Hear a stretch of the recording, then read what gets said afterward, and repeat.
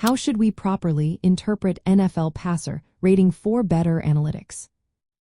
Imagine trying to judge a quarterback's skill just by looking at how many yards they throw or how many touchdowns they score. It's like judging a movie only by its box office numbers.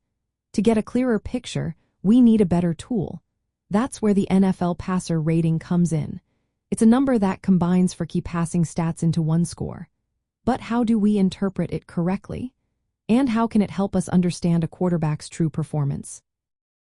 The passer rating is built from four parts.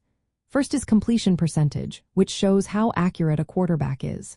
It's calculated by taking the number of completed passes, subtracting 0.3, then multiplying by 5. Next is yards per attempt, which measures how productive each throw is.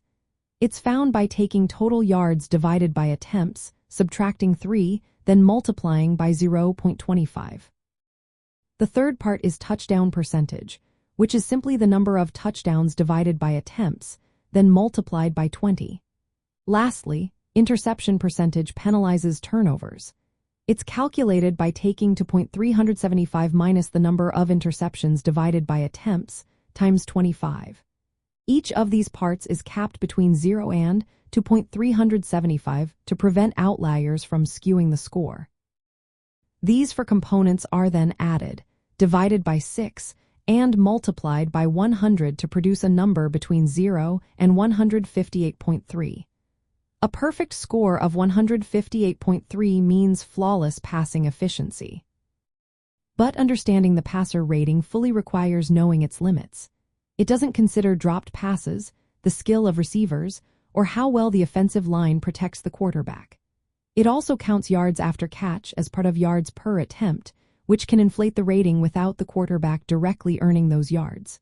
So, a high passer rating doesn't always mean the quarterback is making all the plays.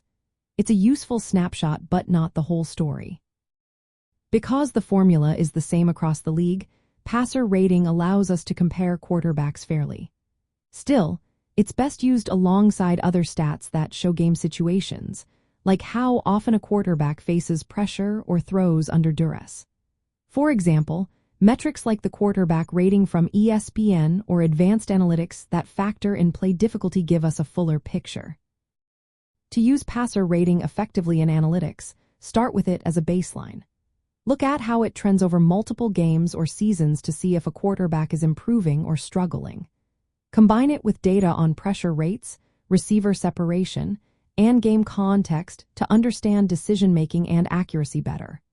Remember, a high passer rating in a game with little pressure isn't the same as one achieved under heavy rush. In the end, the passer rating is a mathematically derived efficiency score based on four core passing stats. To interpret it properly, recognize its strengths and limitations. Use it as part of a broader set of passing game metrics to get a clearer picture of a quarterback's true performance and impact.